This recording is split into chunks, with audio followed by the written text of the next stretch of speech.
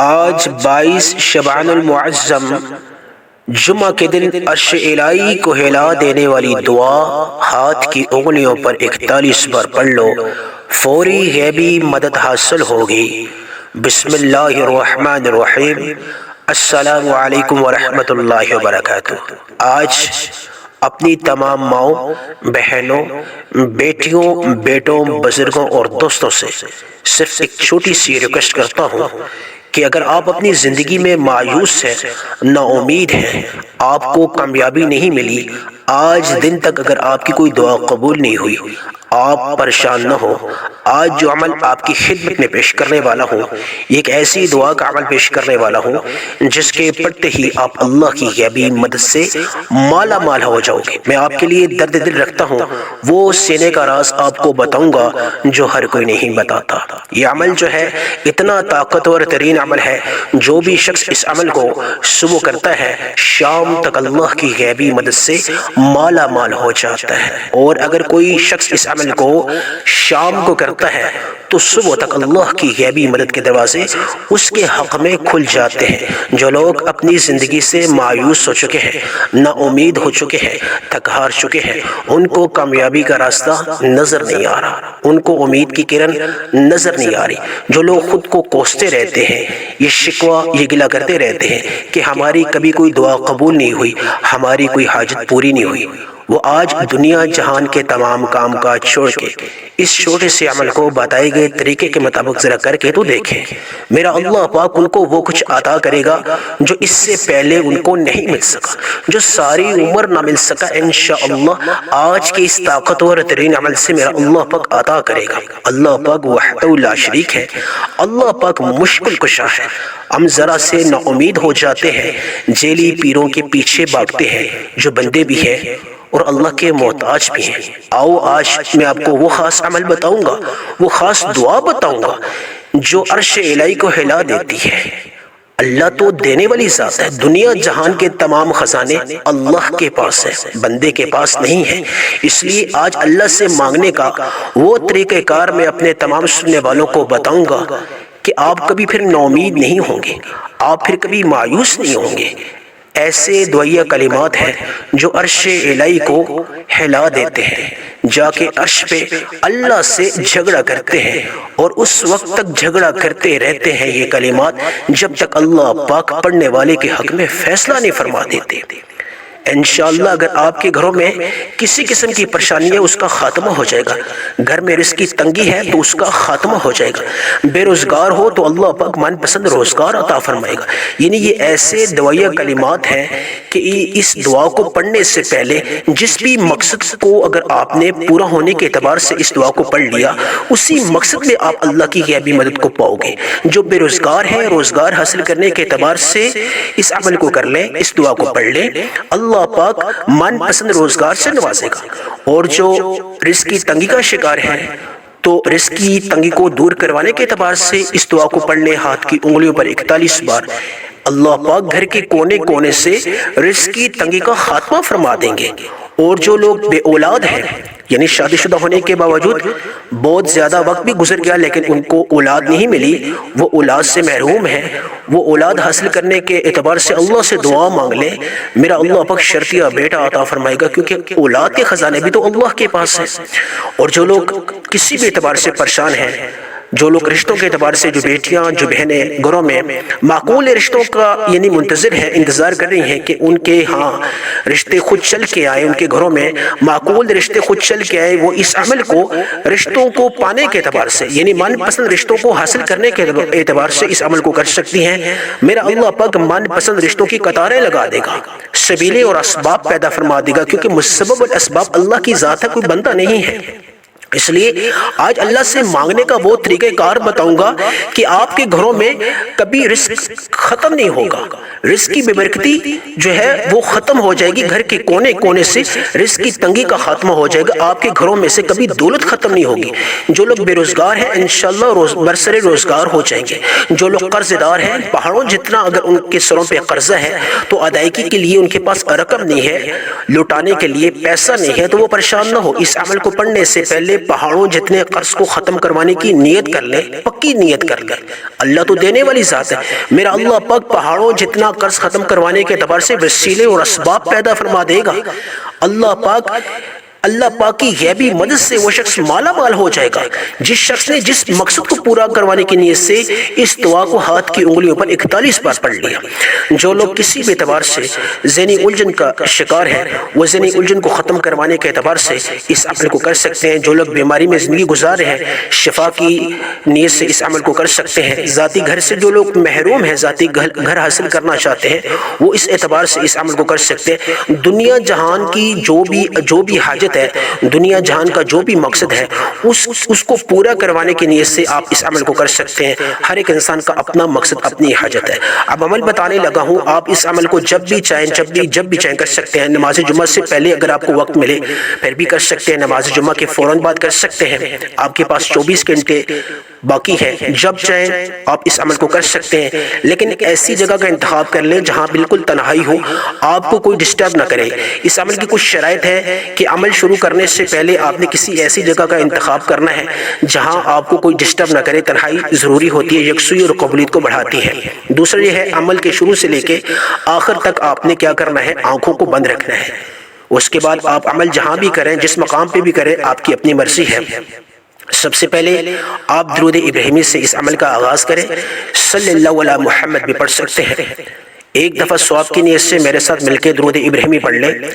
اللہم صلی علی محمد وعلی آل محمد کما صلیت علی ابراہیم وعلی آل ابراہیم انک حمید مجید۔ اللہم بارک علی محمد وعلی آل محمد کما بارکت علی ابراہیم وعلی آل ابراہیم انک حمید مجید۔ درود ابراہیمی میں نے ایک دفعہ پڑھا، آپ صلی اللہ علیہ محمد بھی پڑھ سکتے ہیں، لیکن آپ نے کتنی مقدار میں پڑھنا ہے، آپ نے 3 دفعہ پڑھنا ہے۔ صلی اللہ علیہ محمد پڑھنا چاہیں یا درود ابراہیمی نماز والا پڑھنا چاہیں، جو آپ کو مناسب لگے۔ اس کے بعد اعوذ باللہ من الشیطان الرجیم بسم اللہ الرحمن الرحیم پڑھ کے تعوذ و تسمیہ یعنی شیطانی اثرات کو ختم کرنے کے اعتبار سے، خیر و برکت کے اعتبار سے آپ نے پھر اپنے مقصد کی نیت کر لینی ہے، جو بھی مقصد ہے۔ اب ہر ایک انسان کا اپنا مقصد ہے۔ کوئی قرض کے اعتبار سے پریشان ہے، وہ قرض کو ختم کروانے کے اعتبار سے پڑھ لے۔ کوئی بے روزگار ہے، روزگار کے اعتبار سے پڑھ لے۔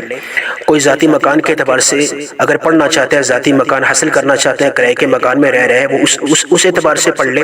جو بیمار ہے شفا کے لحاظ سے پڑھ لے۔ جو من پسند رشتوں کے اعتبار سے پریشان ہیں، بیٹیاں بہنیں، وہ معقول رشتوں کے اعتبار سے پڑھ لیں۔ جو بھی مقصد ہے، جو بھی حاجت ہے، اس اعتبار سے آپ نے نیت کر لینی ہے۔ اور اس کے بعد جو سب سے پہلا جو آپ نے عمل کرنا ہے، سب سے پہلا جو عمل کرنا ہے وہ یا مسبب الاسباب کا کرنا ہے۔ سب سے پہلے جو آپ نے عمل کرنا ہے وہ یا مسبب الاسباب کا کرنا ہے۔ آپ نے کیا کرنا ہے جی؟ یا مسبب الاسباب کا کرنا ہے۔ کتنی دفعہ یا مسبب الاسباب کو آپ نے پڑھنا ہے، یہ توجہ فرمائیے۔ آپ نے یا مسبب الاسباب 1 بار ہو گیا، یا مسبب الاسباب 2 بار ہو گیا، یا مسبب الاسباب 3 بار ہو گیا۔ اب آپ نے یا مسبب الاسباب کو کتنی مقدار میں پڑھنا ہے؟ آپ نے یا مسبب الاسباب کو 21 مرتبہ پڑھنا ہے۔ ہاتھ کی انگلیوں پہ پڑھنا چاہیں یا تسبیح کے دانوں پہ پڑھنا چاہیں، جس طرح آپ کو بہتر لگے، جس طرح آپ کو آسانی لگے۔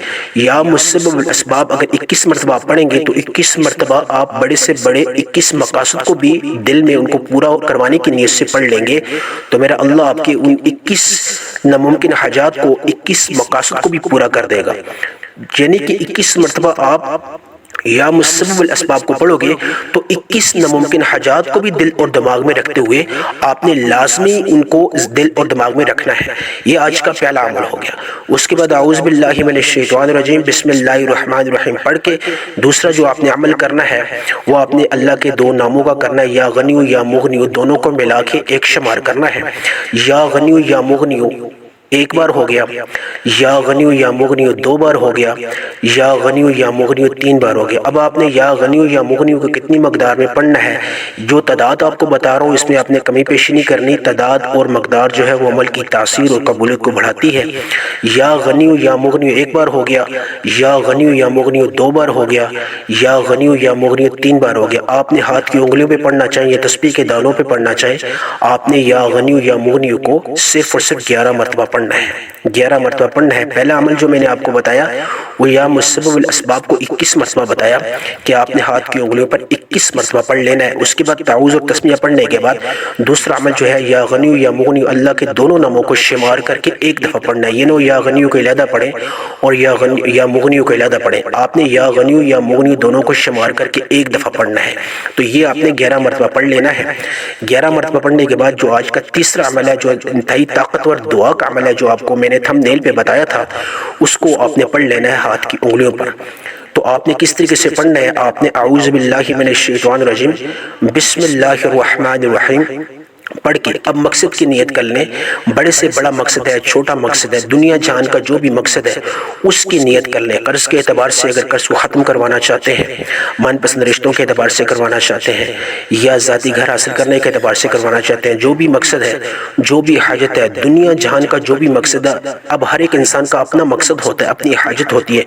جس مقصد کو اللہ کی ذات سے پورا کروانا چاہتے ہو، اللہ سے فیصلہ کروانا چاہتے ہو، اسی مقصد کو دل اور دماغ میں رکھتے ہوئے آپ نے اس دعا کو پڑھنا ہے۔ تعوذ اور تسمیہ لازمی پڑھا کریں، کیونکہ شیطانی اثرات جو ہیں وہ ختم ہوتے ہیں، یکسوئی آتی ہے کامل ایمان کے ساتھ، کامل یقین کے ساتھ۔ پہاڑوں جتنا بڑا مقصد ہے تو انشاءاللہ میرا اللہ اس مقصد میں آپ کو کامیابی عطا فرمائے گا۔ آپ نے اس دعا کو کس طریقے سے پڑھنا ہے؟ آپ نے آنکھیں بند کرنی ہے خصوصی طور پہ، اور جب تک یہ دعا ختم نہ ہو تو آپ نے آنکھیں نہیں کھولنی، یعنی شروع سے لے کر آخر تک آپ نے آنکھوں کو بند رکھنا ہے۔ مقصد کی نیت کر کے سب سے پہلے آپ نے لا الہ الا انت سبحانک انی کنت من الظالمین اس آیت کو، اس دعا کو آپ نے پڑھنا ہے۔ یہ دعا یونس کہلائی جاتی ہے۔ یونس علیہ السلام مچھلی کے پیٹ میں تھے تو وہ اس مشکل میں تھے، ان کو کوئی راستہ نظر نہیں آ رہا تھا، یعنی وہ نومیدیوں میں گر چکے تھے، وہ تاریکیوں میں گم ہو چکے تھے، وہ باہر نہیں آ سکتے تھے۔ اللہ کو انہوں نے پکارا ان کلمات سے، اس دعا سے، یعنی لا الہ الا انت سبحانک انی کنت من الظالمین، لا الہ الا انت سبحانک انی کنت من الظالمین، لا الہ الا انت سبحانک انی کنت من الظالمین۔ جس مقصد میں آپ اللہ سے غیبی مدد حاصل کرنا چاہتے ہو، یا جس پریشانی میں آپ آسانی پیدا کروانا چاہتے ہو، جو بھی مقصد ہے، قرض کے اعتبار سے، بیماری میں شفا کے اعتبار سے، ذاتی گھر کے اعتبار سے، اس کو دل اور دماغ میں رکھتے ہوئے لا الہ الا انت سبحانک انی کنت من الظالمین، لا الہ الا انت سبحانک انی کنت من الظالمین، لا الہ الا انت سبحانک انی کنت من الظالمین۔ آپ نے صرف اور صرف 41 مرتبہ ہاتھ کی انگلی میں پڑھنا چاہیے، یہ تسبیح کے دانوں پہ پڑھنا چاہیے، جس طرح آپ کو بہتر لگے، جس طرح آپ کو مناسب لگے۔ آپ نے جلد بازی میں نہیں پڑھنا، آپ نے ٹھہر ٹھہر کے 41 مرتبہ پڑھتے پڑھتے 41 مقاصد کو بھی آپ نے اللہ سے پورا کروانے کی نیت سے پڑھا تو میرا اللہ پاک قادر مطلق ہے، اس چیز پہ قدرت رکھتا ہے، وہ اس چیز پہ طاقت رکھتا ہے، وہ 41 کے 41 مقاصد میں بھی آپ کو کامیابی عطا فرما دے گا۔ یعنی جو بھی مقصد ہے، جو بھی حاجت ہے، ہر دفعہ لا الہ الا انت سبحانک انی کنت من الظالمین کو پڑھتے پڑھتے دل اپنے میں اس مقصد کی نیت کرتے جائے، جو بھی مقصد ہے، جو بھی حاجت ہے۔ لا الہ الا انت سبحانک انی کنت من الظالمین کو 41 مرتبہ ہاتھ کی انگلیوں پہ پڑھنے کے بعد، یہ آج کا تیسرا اور طاقتور ترین آخری عمل ہے۔ آپ نے جس طرح شروع میں درود ابراہیمی کو یا صلی اللہ علیہ محمد کو 3 دفعہ پڑھا، آخر میں پھر اسی طرح پڑھ لیں، صلی اللہ علیہ محمد پڑھ لیں یا درود ابراہیمی پڑھ لیں، جو آپ نے شروع میں پڑھا تھا اس اعتبار سے پڑھ لیں۔ اس کے بعد آپ دونوں ہاتھ اٹھا لیں، یا ارحم الراحمین، یا ارحم الراحمین، یا ارحم الراحمین کو 3 دفعہ، یا ذل جلال والاکرام، یا ذل جلال والاکرام، یا ذل جلال والاکرام، یہ 3 دفعہ پڑھ کے خوب روئیں، اللہ سے مانگیں، یا اللہ جو بھی مانگا مقدر فرما، جو نہیں مانگ سکا اگر بہتر ہے وہ بھی عطا فرما، آمین ثم آمین۔